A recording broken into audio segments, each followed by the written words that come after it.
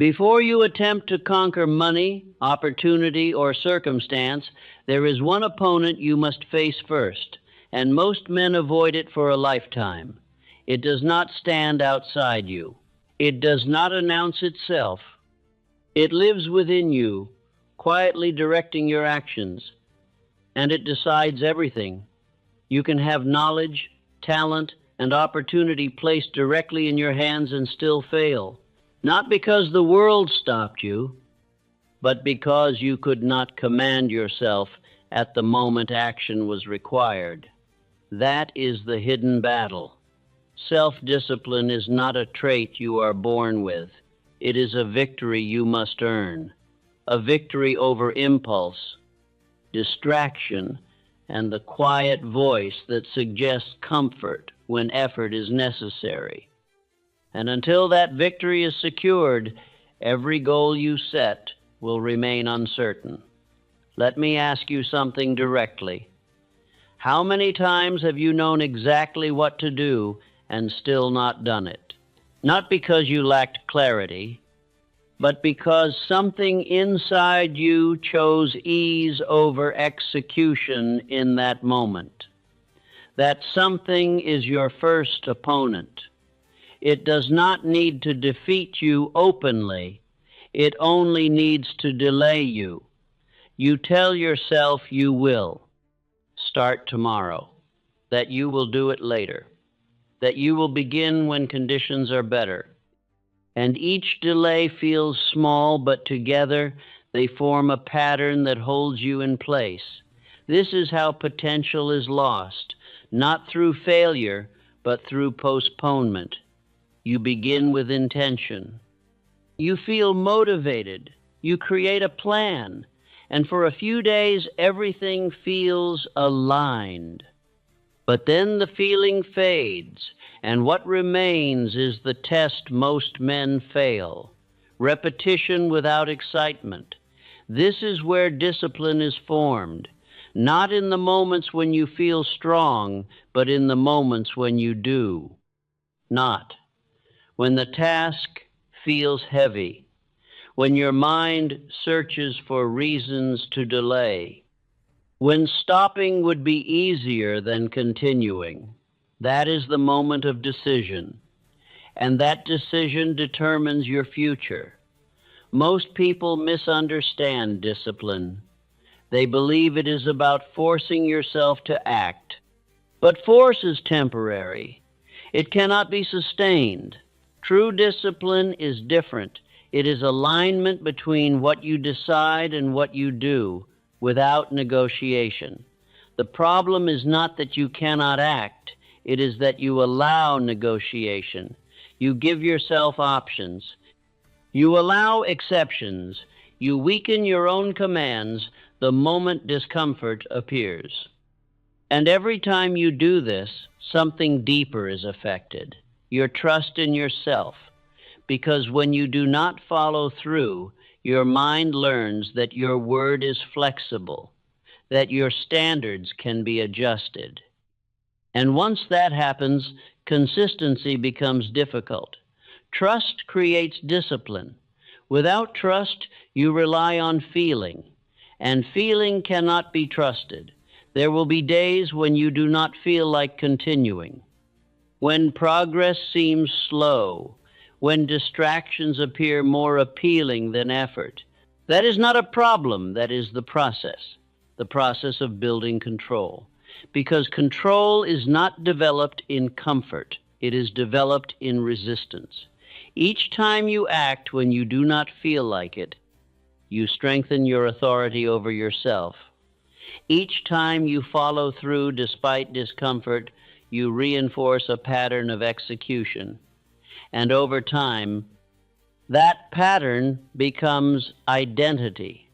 You no longer rely on motivation, you rely on command.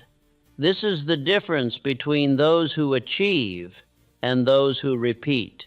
Those who achieve do not wait for the right feeling.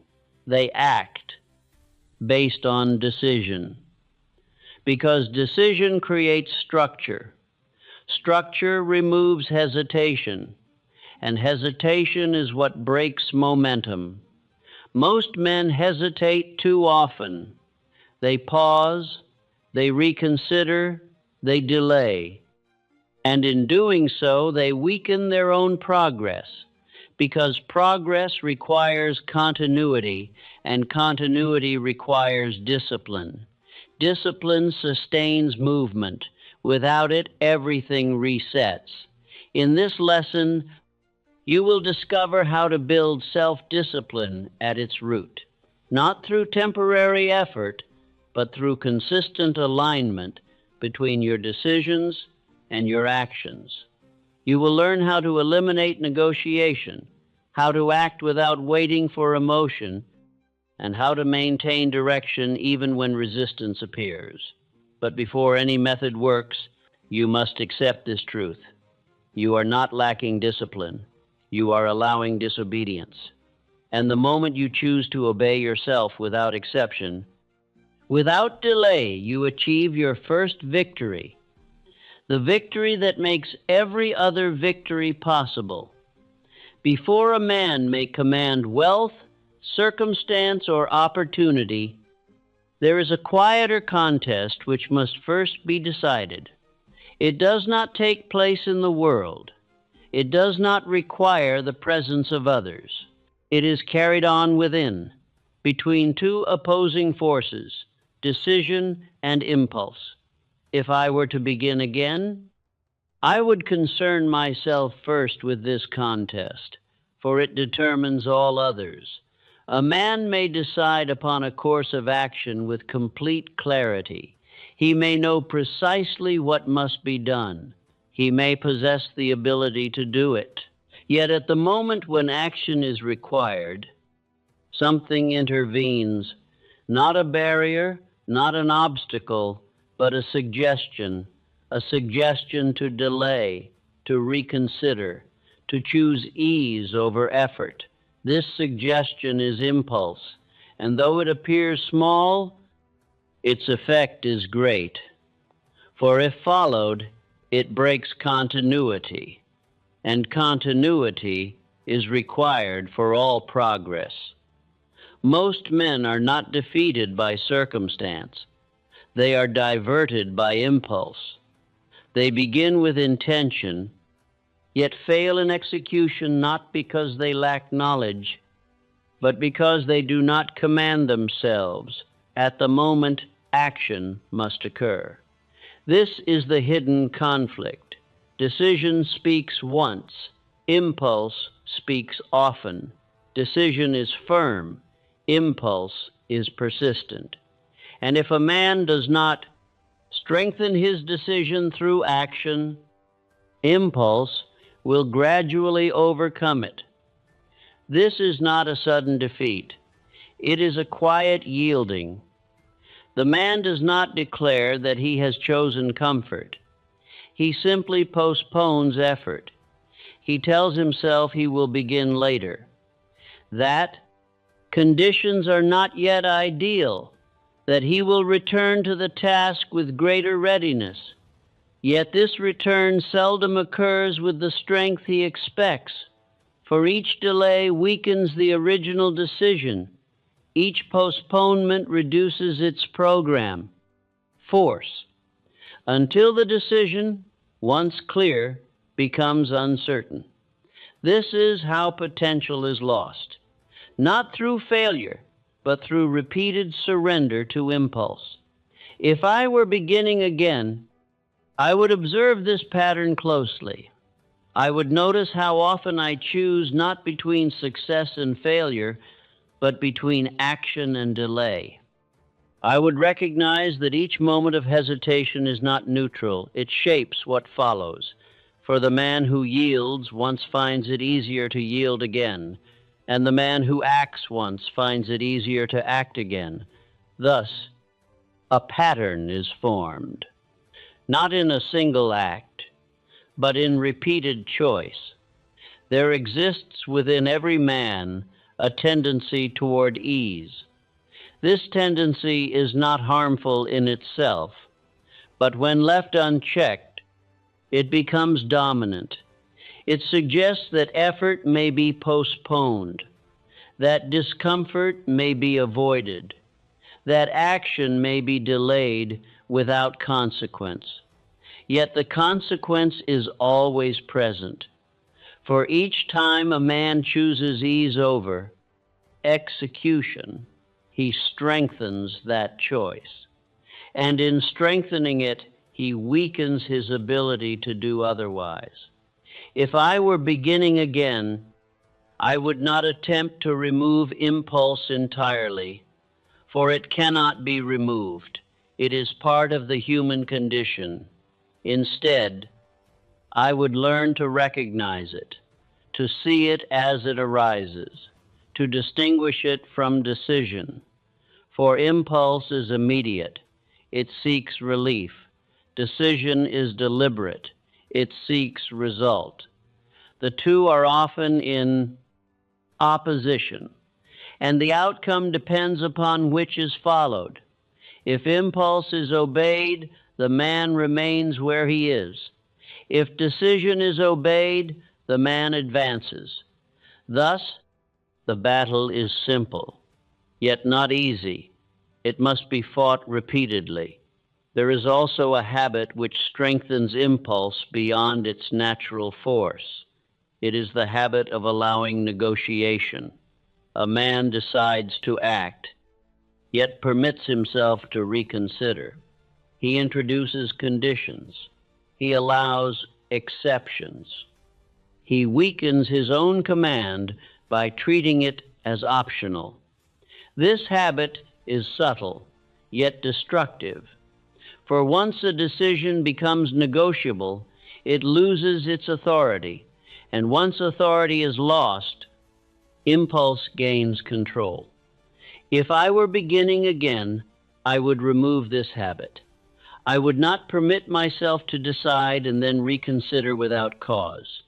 I would treat decision as final, not as suggestion. I would act upon it without delay, without argument, without excuse. For it is not the decision itself that produces result. It is the action that follows. And action must be immediate to retain the force of decision. There is also a cost which is not often recognized. Each time a man fails to act upon his own decision, he diminishes his trust in himself. He teaches his mind that his word is not binding. That intention does not require execution. This lesson is learned quickly, and it is repeated until the man no longer expects himself to follow through. He begins to rely upon feeling instead. He waits to be moved. He waits to feel ready. Yet feeling is unreliable. It changes. It weakens. It cannot be depended upon. If I were beginning again, I would not rely upon feeling. I would rely upon command. I would give instruction, and I would obey it. In doing so, I would begin to restore trust, for trust is formed through obedience, not to others, but to oneself. Each time a man acts upon his decision, he strengthens this trust.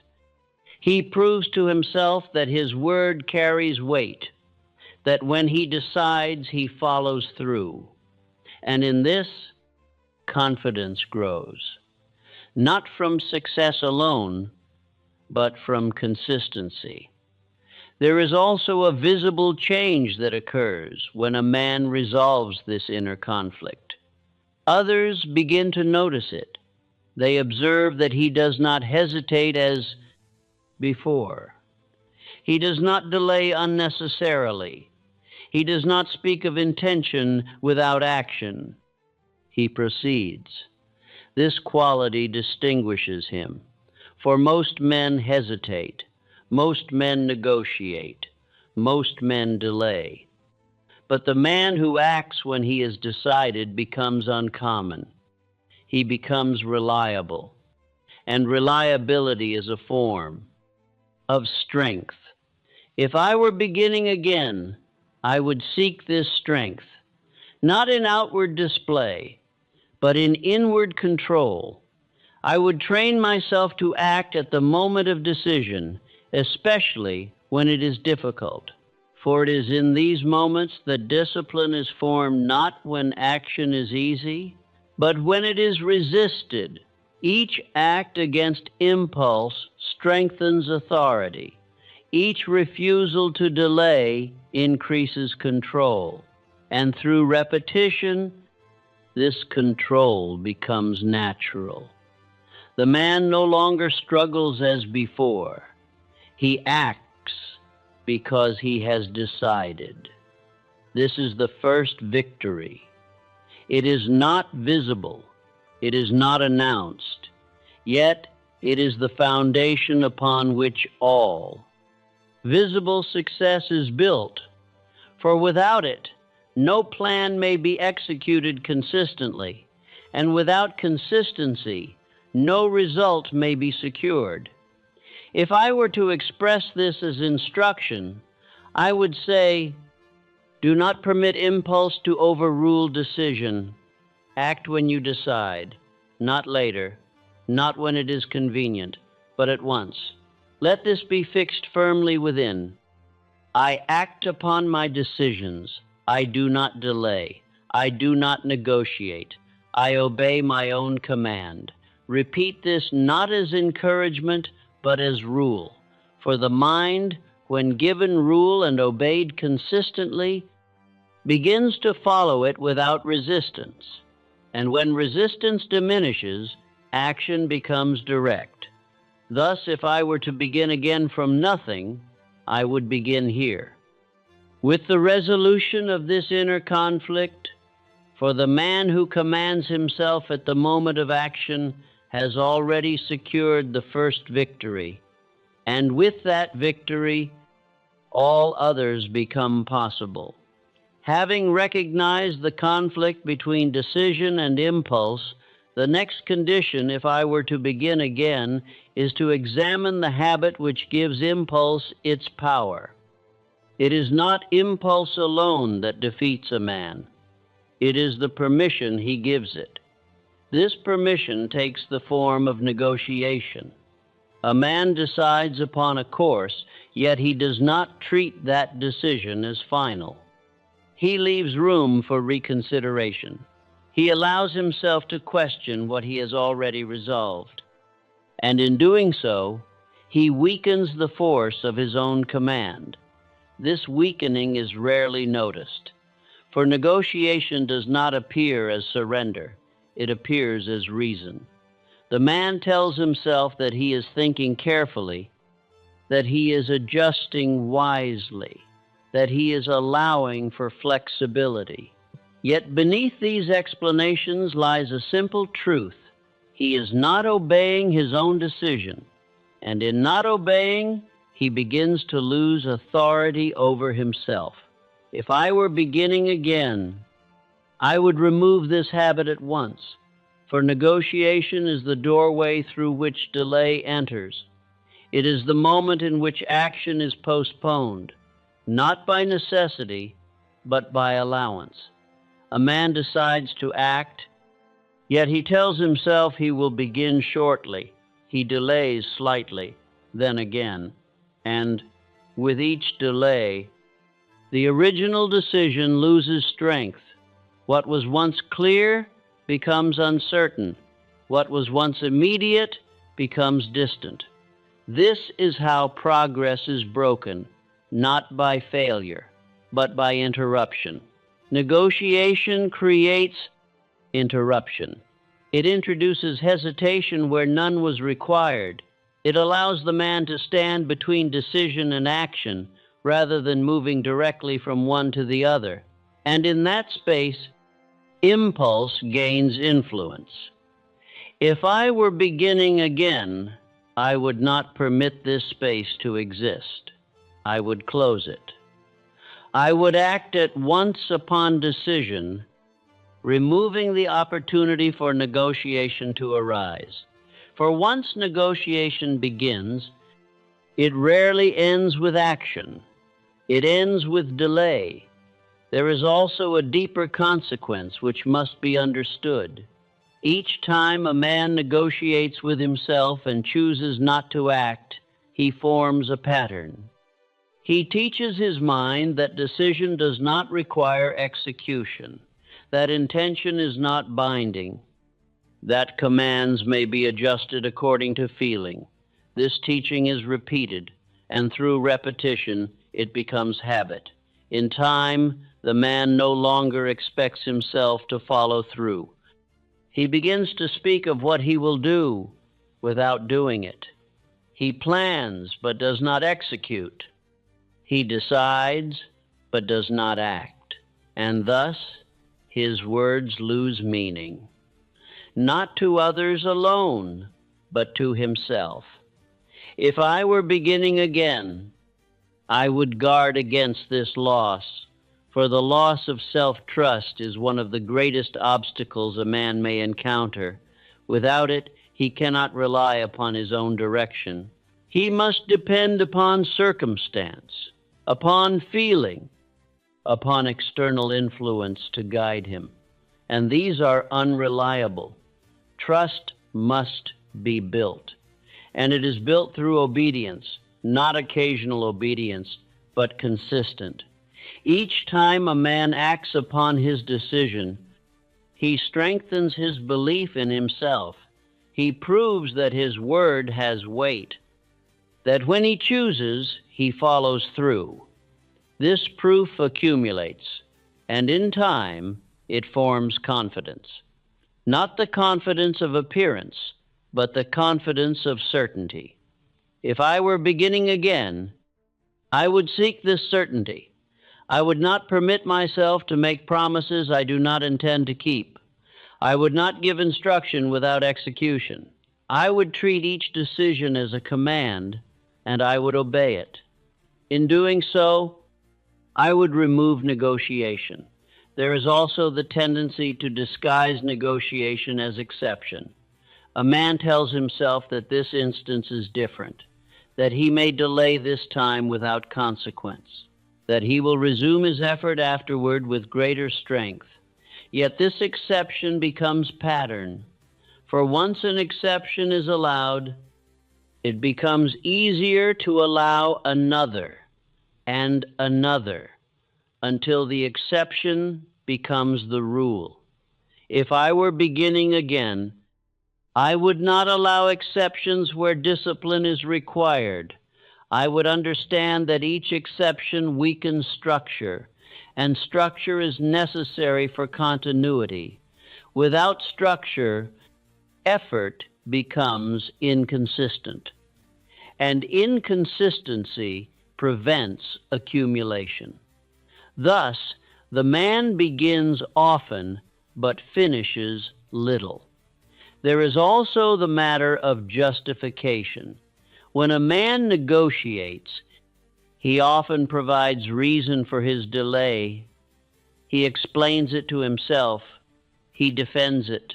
He makes it appear reasonable.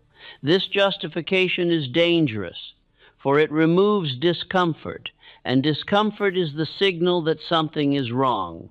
If delay feels justified, it is no longer resisted. It becomes acceptable, and what is acceptable is repeated. If I were beginning again, I would not justify delay without cause. I would recognize it for what it is, a break in discipline, a weakening of command, and I would correct it at once. There is also a difference between adjustment and negotiation. Adjustment is guided by necessity. It improves direction. Negotiation is guided by discomfort. It avoids effort. The two may appear similar, but they are not the same. If I were beginning again, I would distinguish between them carefully, for adjustment strengthens progress. Negotiation weakens it. Others will begin to notice when a man no longer negotiates. They will observe that he acts when he has decided. He does not speak of what he will do repeatedly without doing it. He does not delay unnecessarily. He proceeds. This creates a sense of certainty. For men trust those who follow through. They rely upon those whose actions match their words. And in this alignment, reputation is formed, not through declaration, but through consistency. There is also a shift that occurs within the man himself. At first, removing negotiation requires effort.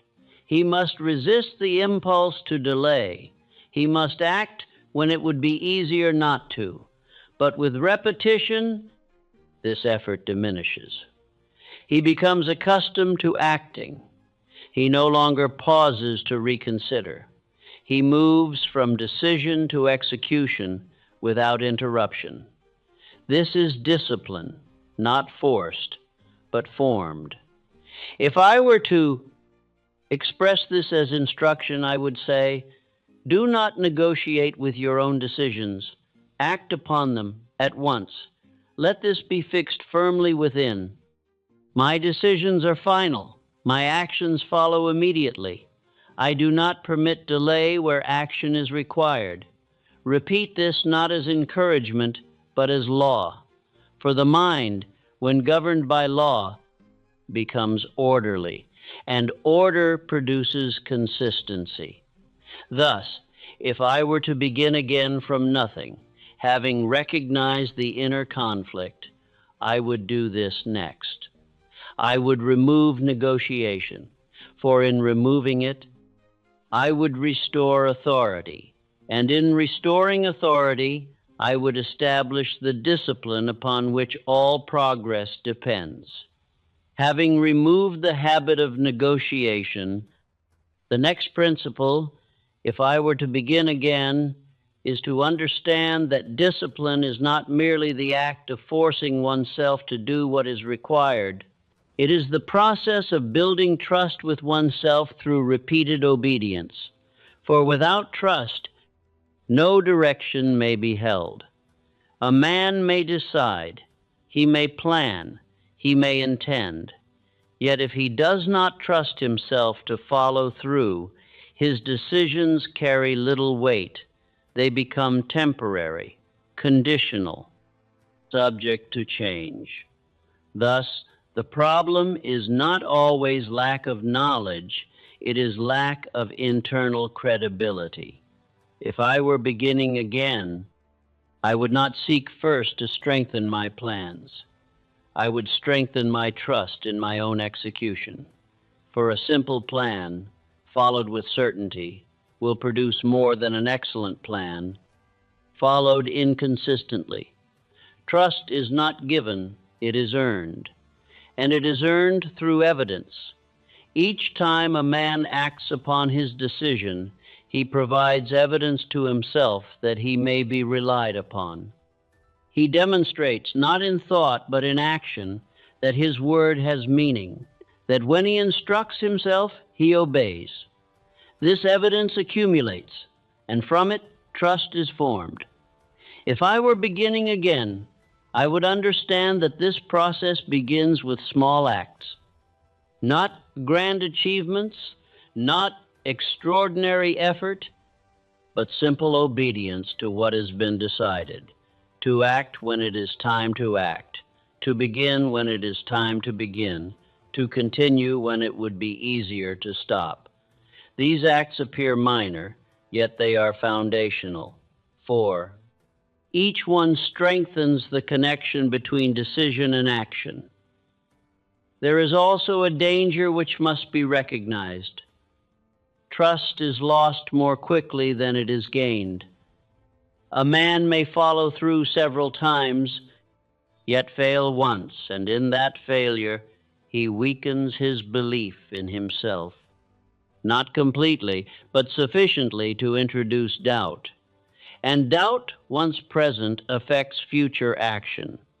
Thus, consistency is required. Not perfection, but consistency. If I were beginning again, I would not seek to act flawlessly.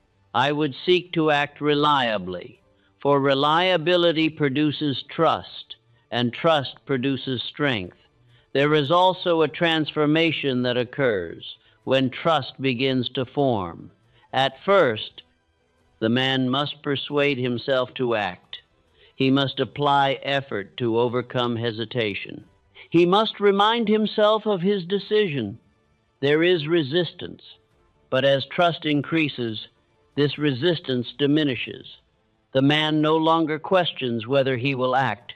He knows that he will. And in this knowing, hesitation disappears. Action becomes direct. It becomes immediate. It becomes natural. This is the beginning of certainty. Not certainty of outcome, but certainty of execution. And this form of certainty is more valuable, for outcomes depend upon many factors. Execution depends upon the man himself. If I were beginning again, I would place my confidence not in results, but in my ability to act consistently. I would trust that if I continue, results will follow, not immediately, but inevitably. This removes anxiety, for the man is no longer dependent upon immediate success for reassurance.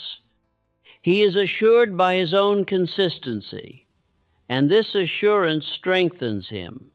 There is also the matter of keeping small commitments. Many men believe that only large actions are significant. They overlook the importance of small follow-through. Yet it is often in small moments that trust is formed or lost. A man decides to begin at a certain time. He delays. He tells himself it is insignificant. Yet in doing so, he weakens his command. If I were beginning again, I would treat small commitments with seriousness, for they are the training ground of discipline. If a man cannot rely upon himself in small matters, he will not rely upon himself in large ones.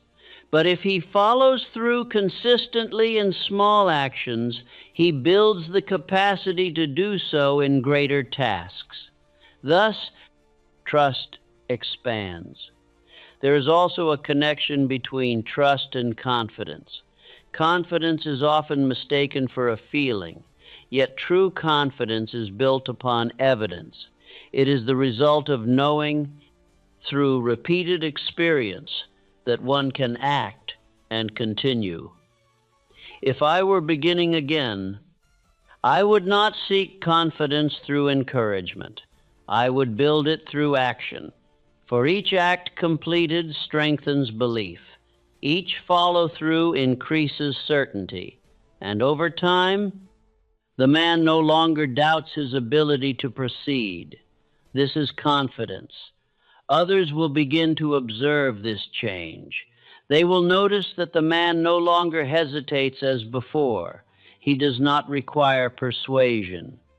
He does not depend upon motivation.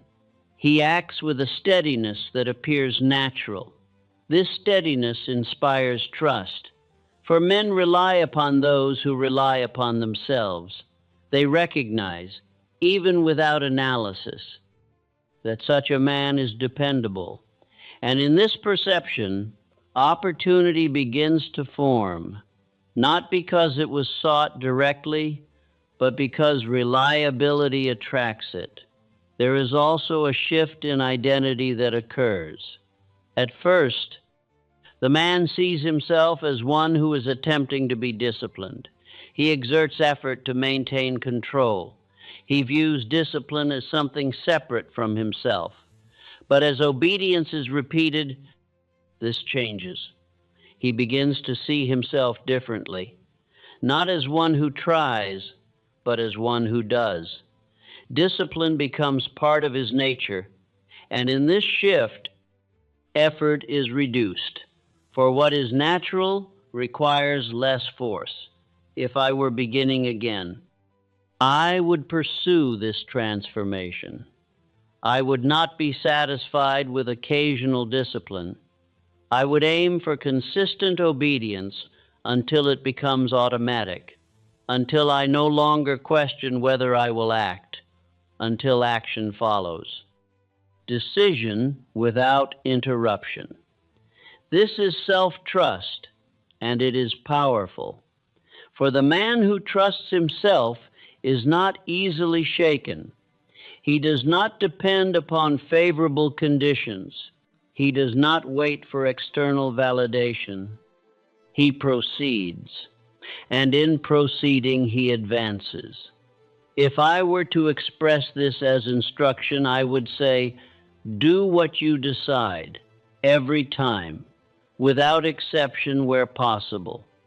Let this be fixed firmly within.